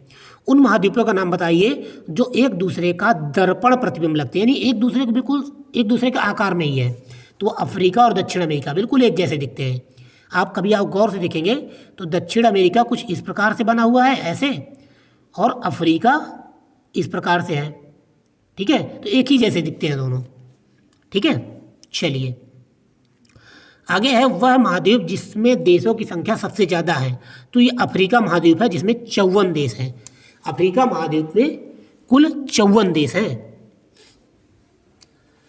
आगे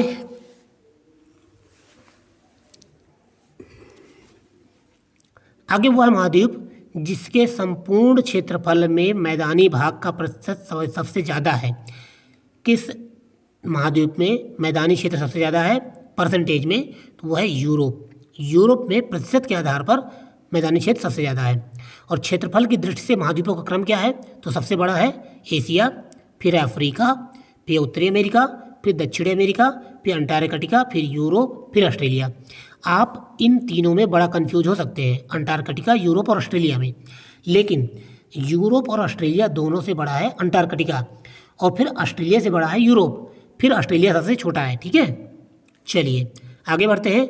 अफ्रीका महाद्वीप में स्थित नहीं है कौन सा देश, गुयाना, क्योंकि गुयाना दक्षिण अमेरिका में, उसमें 4 ऑप्शन दिए हुए थे, 4 में 3 अफ्रीका में अवस्थित थे, लेकिन गुयाना जो है ये दक्षिण अमेरिका का है। वह देश समूह जिसकी सीमा इजराइल से लगी हुई है, कौन कौन से ऐसे देश हैं जिनकी सीमा इजराइल से लगती है, तो वो है लाओ, ये लेबनान, सीरिया, जॉर्डन और मिस्र। ये 4 ऐसे देश हैं जिनकी सीमा इजराइल से लगती है। और अभी आपको पक्का ये पता होना चाहिए, क्यों पता होना चाहिए, क्योंकि इजराइल बहुत चर्चा में है फिलिस्तीन में आक्रमण करके।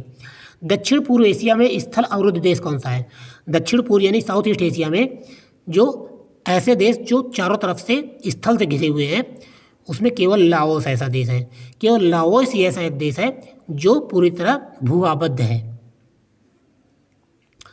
वह देश जो भौगोलिक रूप से अमेरिका में स्थित होने पर भी राजनीतिक दृष्टि से यूरोप का भाग है।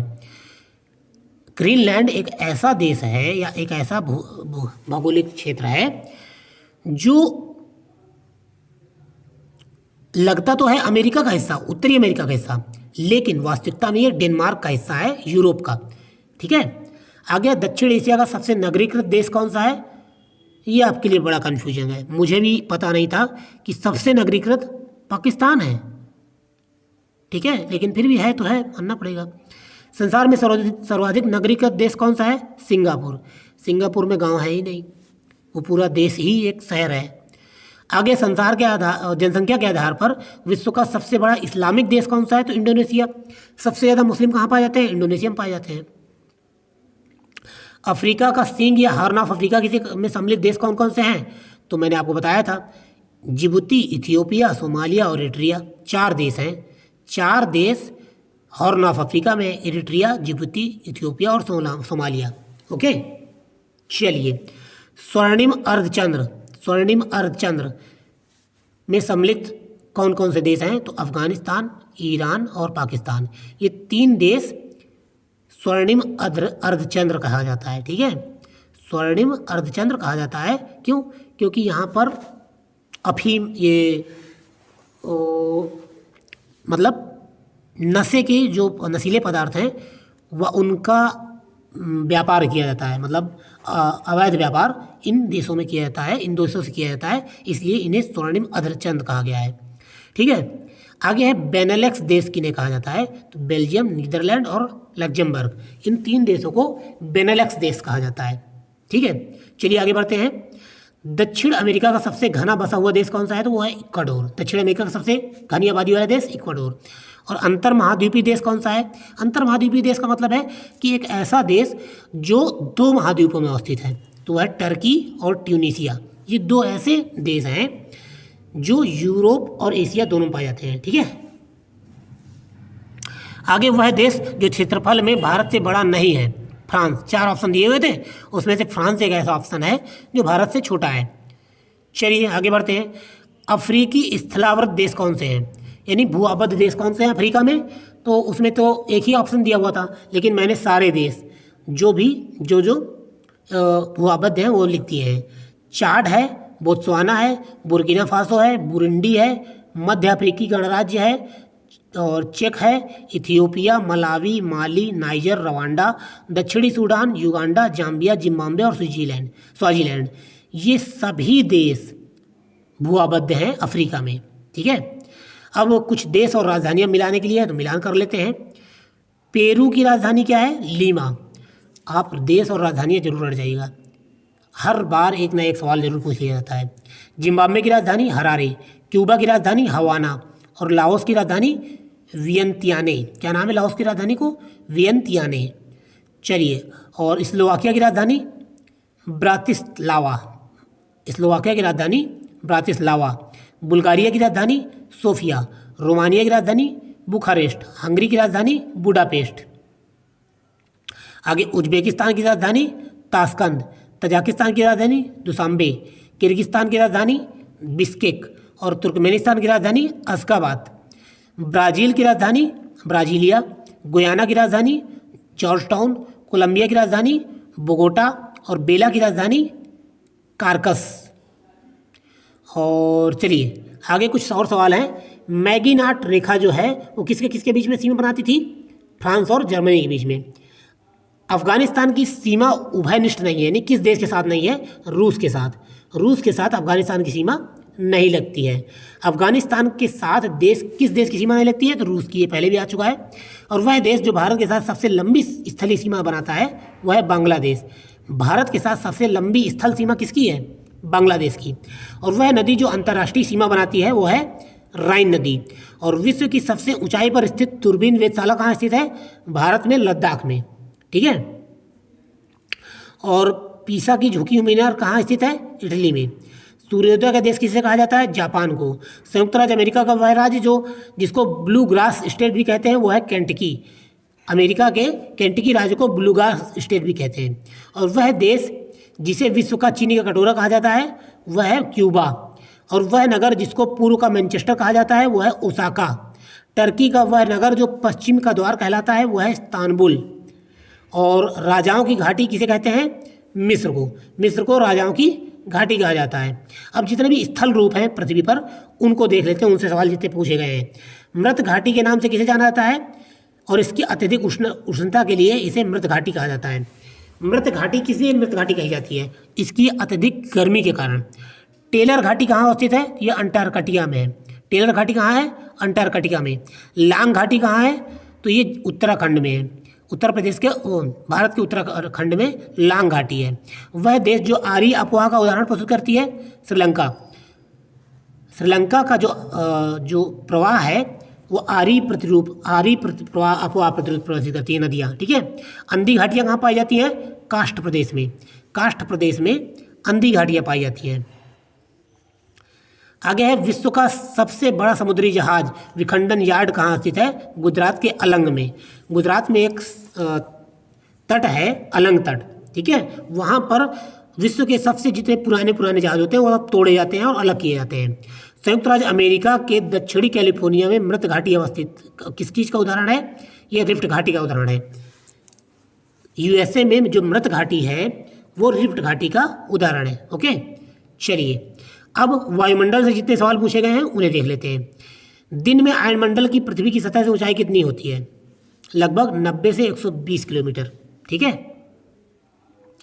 पृथ्वी के वायुमंडल में दो सबसे प्रचुर मात्रा में पाई जाने वाली गैसें कौन सी हैं? नाइट्रोजन और ऑक्सीजन। वायुमंडल के प्राकृतिक संतुलन के लिए कार्बन डाइऑक्साइड की उपयुक्त सांद्रता कितनी होनी चाहिए? वायुमंडल में कार्बन डाइऑक्साइड कितनी मात्रा में होनी चाहिए कि संतुलन बना रहे? 0.036। इतनी कार्बन डाइऑक्साइड अगर वायुमंडल में है तो कोई दिक्कत की बात नहीं है, वायुमंडल संतुलित है। अगर इससे अधिक होती है तो ग्लोबल वार्मिंग बढ़ेगी।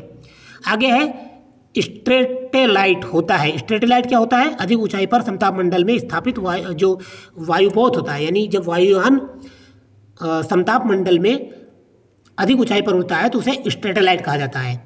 और वायुमंडल की 4 परतें कौन सी हैं? मैंने आपको बताया था पृथ्वी के ऊपर 4 परतें हैं ऐसे वायुमंडल की। तो ये क्षोभ मंडल है, फिर समताप मंडल है, फिर मध्य मंडल है, फिर इसके बाद आयन मंडल है। ओके। चलिए आगे है वायु दाब सबसे कम कब होता है? कि ग्रीष्म ऋतु में। गर्मी में वायु दाब है वो सबसे कम होता है। सर्वाधिक ऊंचाई पर स्थित बादल कौन से हैं? पछाब मेघ। बादल कई प्रकार के होते हैं, कपासी मेघ, पछाब मेघ। ठीक है। तो उनमें से पछाब मेघ जो होते हैं वो सबसे अधिक ऊंचाई पर होते हैं। और उच्च दाब क्षेत्र में से भूमध्य रेखा की ओर चलने वाली पवन क्या कहलाती है? व्यापारिक पवनें। उच्च दाब क्षेत्र से भूमध्य सागर की ओर चलने वाली पवनें हैं व्यापारिक पवनें। और संसार का आर्द्रतम या सबसे अधिक नमी वाला क्षेत्र मौसिनराम। ठीक है। भारत का मौसिनराम जो मेघालय में स्थित है वो संसार का सबसे आर्द्रतम स्थल है। और सूचना केंद्र स्थापित किया गया है कहाँ पर? नॉर्वे के ओस्लो में। और दैनिक पवन तंत्र कौन सी है? स्थल और सागर समीर। जो समुद्र किनारे हवाएं चलती हैं वो दैनिक पवन तंत्र का हिस्सा है।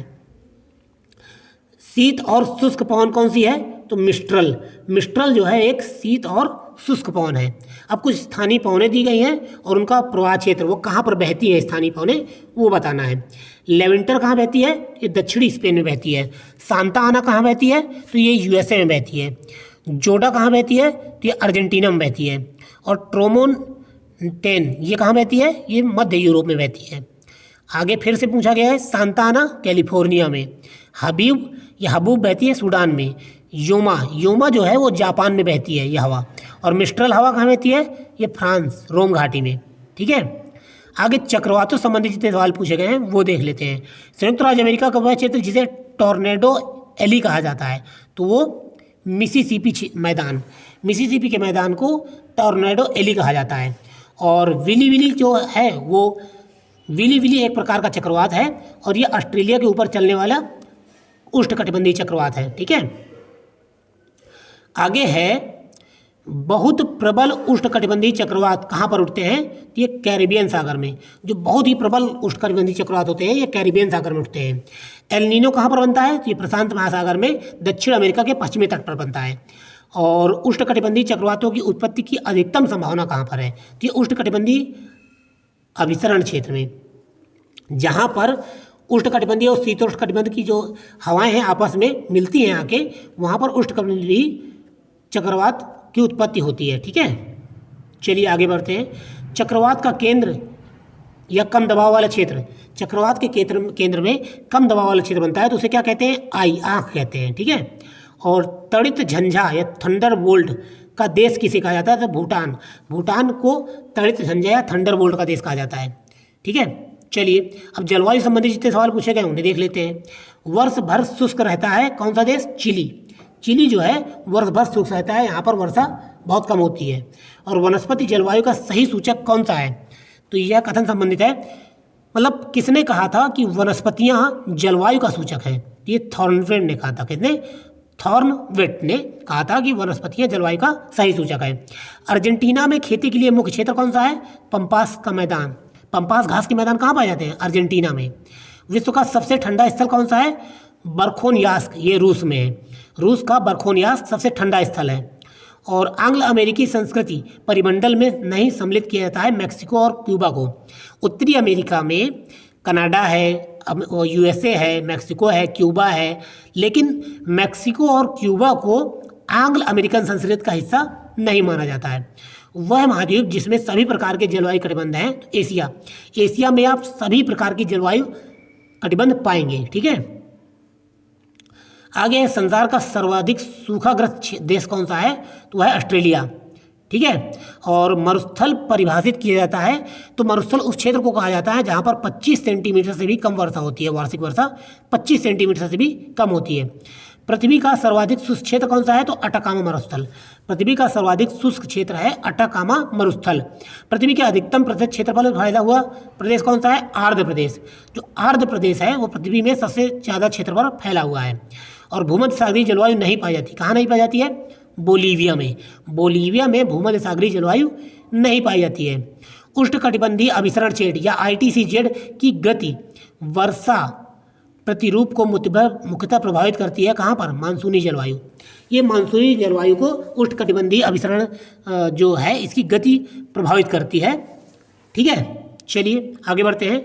कपास की कृषि के लिए अनुकूल दशाएं क्या हैं, तो मौसम गर्म होना चाहिए, आर्द्र होना चाहिए और दीर्घ यानी लंबे समय तक टिकने वाला ग्रीष्मकाल होना चाहिए। ये कपास की खेती के लिए बहुत ज़रूरी है। अब यहाँ पर कुछ प्रदेश और क्षेत्र दिए हुए हैं और वहाँ किस प्रकार की जलवायु पाई जाती है ये बताना है। तो कैलिफोर्निया में भूमध्य सागरीय जलवायु है, पश्चिमी ऑस्ट्रेलिया में उष्ण मरुस्थलीय जलवायु है, और बांग्लादेश में उष्णकटिबंधीय मानसूनी जलवायु है, और साइबेरिया में शीतोष्ण जलवायु पाई जाती है, शीतोष्ण। ठीक है, अब कुछ घास के मैदान और वो किस महाद्वीप में है ये बताना है। लानोज कहाँ पाया जाता है, दक्षिण अमेरिका में।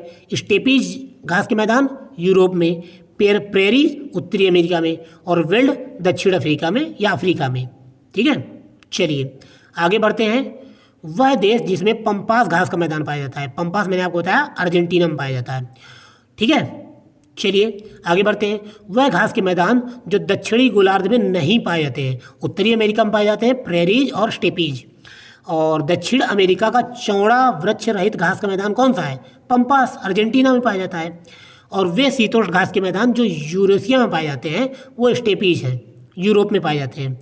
और पार्क लैंड वनस्पति की विशेषता क्या है, ये सवाना घास के मैदान पाए जाते हैं। ठीक है, सवाना का सर्वाधिक विस्तार कहाँ है, तो अफ्रीका में है। और पंपास तथा स्टेपीज कहाँ है, ये मध्य अक्षांशीय घास के मैदान है। पंपास और स्टेपीज मध्य अक्षांशीय घास के मैदान है। ओके, चलिए वन एवं मृदा संबंधी जितने सवाल पूछे गए हैं उन्हें कवर कर लेते हैं। तो चौड़ी पत्ती जो सदाबहार विशेषता है ये किन वनों की, सेल्वा वनों की। सेल्वा वनों में चौड़ी पत्ती सदाबहार वन पाए जाते हैं। ठीक है, औसत शुद्ध प्राथमिक उत्पादकता सबसे कम है, यानी प्राथमिक उत्पादकता सबसे कम कहाँ पर है औसतन, तो उष्णकटिबंधीय सवाना क्षेत्र में, क्योंकि ये घास का मैदान है तो यहाँ पर शुद्ध प्राथमिक उत्पादकता बहुत कम है।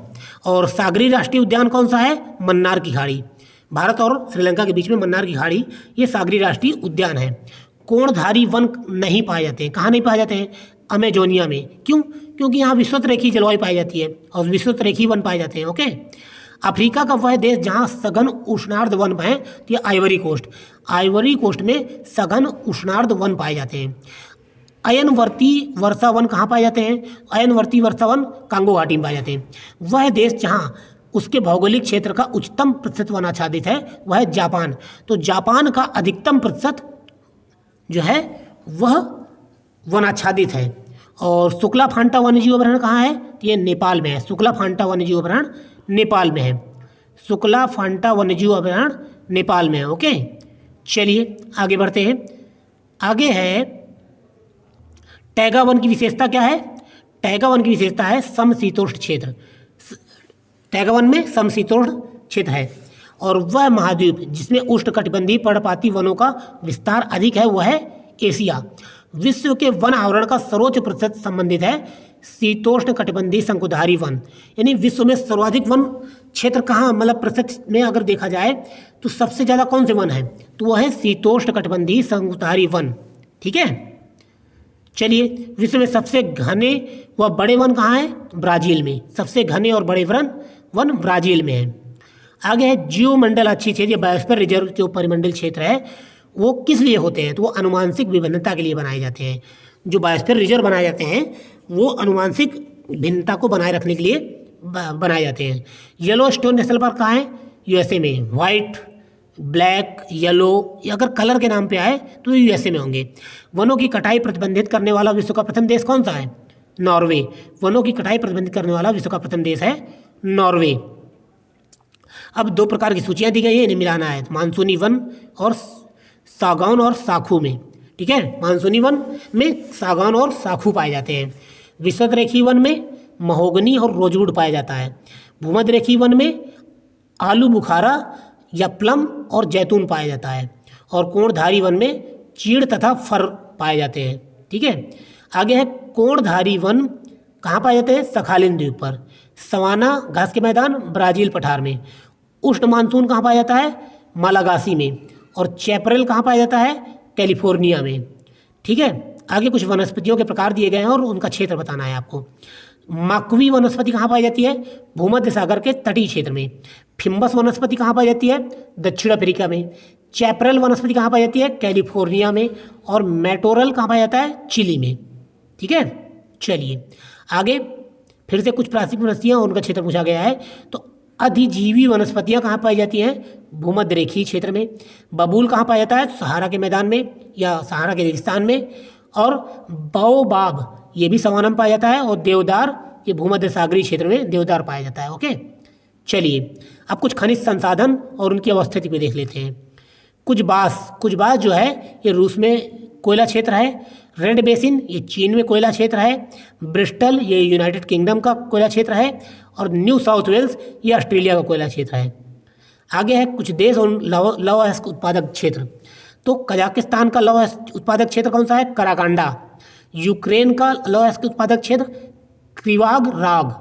ठीक है, क्रिवाय राग। फ्रांस में लौह अयस्क क्षेत्र नारमंडी। और फ्रांस में ही पिरीनीज भी लौह अयस्क का क्षेत्र है। ठीक है, कुछ लौह अयस्क क्षेत्र दिए गए हैं और हमें देश का नाम बताया है। तो लॉरेन क्षेत्र कहाँ है, फ्रांस में। मिडलैंड कहाँ है, यूके में। किरूना लॉयस क्षेत्र स्वीडन में, और कोस्ताने जो है कजाकिस्तान में है। ठीक है, कोस्ताने लॉयस क्षेत्र कजाकिस्तान में है। और डोनबास क्षेत्र किस लिए प्रसिद्ध है? डोनबास क्षेत्र जो है ये कोयला के प्रति प्रसिद्ध है। डोनबास किस लिए प्रसिद्ध है? कोयला के लिए। विश्व के कोयले का आधे से अधिक उत्पादन कहाँ होता है? तो चीन और संयुक्त राज्य अमेरिका में। कोयला उत्खनन हेतु प्रसिद्ध कौन सा क्षेत्र है? इसमें ऑप्शन में कारगंडा जो है ये कोयला उत्खनन के लिए प्रसिद्ध है। और विश्व में लौह अयस्क का बृहत्तम उत्पादक देश कौन सा है? चीन। लौह अयस्क सबसे ज़्यादा उत्पादित कहाँ होता है? चीन में। और नवीनतम रिपोर्ट के अनुसार भारत विश्व में इस्पात उत्पादन में किस स्थान पर है? तो दूसरा स्थान है। जापान को हमने पीछे छोड़ दिया है, अब हम दूसरे नंबर पे आ गए हैं इस्पात उत्पादन में। वह देश जिसमें बाजार आधारित लौह एवं इस्पात कारखाने पाए जाते हैं तो जापान में बाजार आधारित लौह इस्पात कारखाने हैं वो पाए जाते हैं। जापान का पिट्सबर्ग क्यों किसे कहा जाता है? युवाता को। जापान का पिट्सबर्ग युवाता को कहा जाता है। और बॉक्साइट का सर्वाधिक उत्पादक देश कौन सा है? ऑस्ट्रेलिया। बॉक्साइट का सर्वाधिक उत्पादक देश कौन सा है? ऑस्ट्रेलिया। और बॉक्साइट किसका अयस्क है? तो एल्युमिनियम का अयस्क है। तांबे का बृहत्तम उत्पादक देश कौन सा है? चिली में सबसे ज़्यादा तांबे का उत्पादन होता है। जापान लगभग आत्मनिर्भर है किस खनिज क्षेत्र में? तांबे में। जापान तांबे में आत्मनिर्भर है। तो संसार में तांबे का सबसे अग्रणी देश कौन सा है? ये चिली है, चीन नहीं है, चिली है। ठीक है, ये चिली है। नवीनतम आंकड़े आप आर्थिकी में देख लीजिएगा। आगे संसार में तांबा अयस्क का सबसे बड़ा देश कौन सा है? चिली है। अफ्रीका में सर्वाधिक तांबा कहाँ है? जाम्बिया में है। अफ्रीका में अगर पूछे, विश्व में चिली। और उष्णकटिबंधीय उच्च प्रदेशों में इंडीज में सर्वाधिक उल्लेखनीय खनिज क्या कौन सा है? तांबा। और रूस के प्रमुख संसाधनों में नहीं है, तो रूस में यूरेनियम नहीं है। ठीक है, प्रमुख संसाधन नहीं है, यूरेनियम प्रमुख संसाधन नहीं है। और माफ़ कीजिएगा,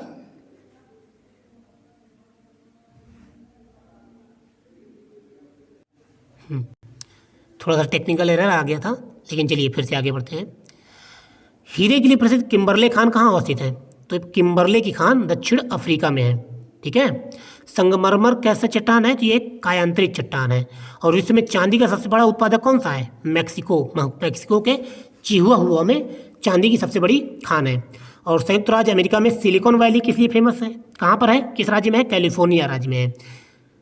कैलिफोर्निया राज्य में सिलिकॉन वैली है। और पश्चिमी एशिया में सर्वाधिक तेल उत्पादक देश कौन सा है? सऊदी अरब। और विश्व का सबसे बड़ा प्रमाणित तेल भंडार कहाँ स्थित है? वेनेजुएला में। और वह देश जो खनिज तेल का निर्यातक एवं आयातक दोनों है वह है यूएसए। आगे है विश्व के कुल परमाणु विद्युत उत्पादन में भारत में कितना उत्पादन होता है? केवल 1% या 3.3% हो गया है, लेकिन पहले केवल 1% होता था। बाकू किस लिए प्रसिद्ध है? जो खनिज तेल के लिए प्रसिद्ध है। अजरबैजान की राजधानी बाकू। और यूरेनियम का सबसे बड़ा भंडार कहाँ पाया जाता है? ऑस्ट्रेलिया में। संसार में टाइटेनियम का अग्रणी उत्पादक कौन है? चीन। ठीक है, आगे है पेट्रोलियम का सबसे बड़ा भंडार कहाँ है? ये वेनेजुएला में है, दक्षिण अमेरिका का देश वेनेजुएला। और दक्षिणी पूर्वी एशिया का सबसे बड़ा खनिज तेल उत्पादक देश कौन सा है? इंडोनेशिया। विश्व का वह देश जो तेल का सबसे बड़ा उपभोक्ता है वो है यूएसए। विश्व में सबसे ज़्यादा तेल का उपभोक्ता कौन है? यूएसए। और सोलर सेल पैनल को तिरछा लगाए जाने का कारण क्या है? जिससे उस पर सूर्य की रोशनी सबसे ज़्यादा पड़ सके। ठीक है, यही कारण है। चलिए आगे है उद्योग और सवाल जितने पूछे गए हैं वो देख लेते हैं। उत्तरी अमेरिका के वृहत झील प्रदेश में सर्वाधिक विकसित उद्योग कौन सा है? उत्तरी अमेरिका में इस्पात और इंजीनियरिंग, ये वृहत झील में सर्वाधिक विकसित उद्योग है। ठीक है, रूर बेसिन किस प्रसिद्ध औद्योगिक क्षेत्र है और कहाँ का है ये? जर्मनी में। जर्मनी में रूर बेसिन एक प्रसिद्ध औद्योगिक क्षेत्र है। आगे है ऑस्ट्रेलिया में स्थित कालगुरली विख्यात है। किस लिए विख्यात है कालगुरली? ये स्वर्ण उत्पादन के लिए विख्यात है। और वह देश जिसे यूरेनियम सिटी कहा जाता है, यूरेनियम सिटी स्थापित करने का श्रेय जाता है, वह है कनाडा। वह देश जिसे यूरेनियम सिटी स्थापित करने का श्रेय जाता है वह कनाडा। और विश्व में सूती वस्त्रों का अग्रणी उत्पादक देश कौन सा है? चीन है। विश्व में सूती वस्त्रों का अग्रणी उत्पादक कौन है? चीन। और ऊनी वस्त्र उत्पादक केंद्रों में से जर्मनी संबंधित देश कौन सा है? जर्मनी संबंधित है वुपरताल। ऊनी वस्त्र उत्पादक केंद्रों में जर्मनी में कौन सा क्षेत्र है? वुपरताल। और जापान विश्व के अग्रणी औद्योगिक देशों में से एक है, क्योंकि क्यों है? क्योंकि उसके पास उच्च तकनीकी क्षमता है। जापान एक बहुत छोटा देश है लेकिन अग्रणी औद्योगिक देश है। क्यों? क्योंकि उसके पास उच्च औद्योगिक तकनीकी क्षमता है। ठीक है। और कील नहर में सर्वाधिक महत्वपूर्ण उद्योग कौन सा है? पोत निर्माण का। ठीक है। चलिए आगे बढ़ते हैं। अब कुछ औद्योगिक क्षेत्र दिए हुए हैं और उनसे संबंधित देश बताना है। तो किनकी, किनकी जापान का औद्योगिक क्षेत्र है। कैंटन, कैंटन जो है चीन का औद्योगिक क्षेत्र है। लॉरेन, लॉरेन फ्रांस का औद्योगिक क्षेत्र है। और बेलो हॉरिजेंटो ये ब्राज़ील का औद्योगिक क्षेत्र है। ठीक है। फिर से ये पिट्सबर्ग, पिट्सबर्ग किस लिए फेमस है? लौह इस्पात के लिए। और संघाई, संघाई सूती वस्त्र उद्योग के लिए। और डुंडी जूट, जूट वस्त्र के लिए। और लेनिनग्राड ये पोत निर्माण उद्योग के लिए फेमस है। ठीक है। चलिए तो यहाँ से अब हम विश्व का जो भूगोल है यहाँ से ख़त्म हो रहा है। आप आगे इसमें बने रहिए, प्लेलिस्ट में चाहिए और इसके पहले के वीडियो एक बार फिर से रिवाइज कीजिए। मिलते हैं आगे पॉलिटी के वीडियो के साथ। पॉलिटी के जितने महत्वपूर्ण प्रश्न हैं उन सबको इकट्ठा किया गया है, फिर उन्हें अगले वीडियो में हम कवर करने वाले हैं। ठीक है। चलिए मिलते हैं, धन्यवाद।